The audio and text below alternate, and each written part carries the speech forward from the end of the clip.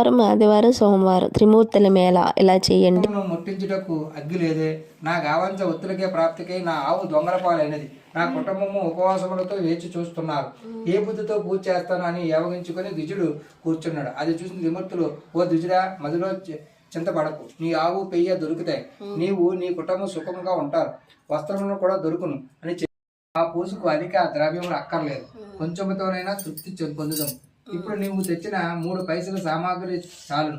త్రిమూర్తులు పూజా ద్రవ్యములు ఉంటే మాకు వినితే మేళ చేయము.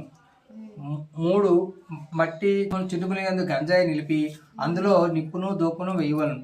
దీప ప్రమిదలు 3 చేసి అందులో చమురు వేసి ఒత్తులు వేసి ఆకు చెక్కలు జాగ్రత్తగా చేసి రాత్రి తొలిజాములో ఈ ఇంటిలోనైనా నీ స్నేహితులు పిలిచి పూజా ద్రవ్యం తెచ్చి అతడ పదార్థములను స్వాములు సమర్పించను. అలాగనే చేసి సకల పాపములను నివారించను. అది విని ద్విజుడు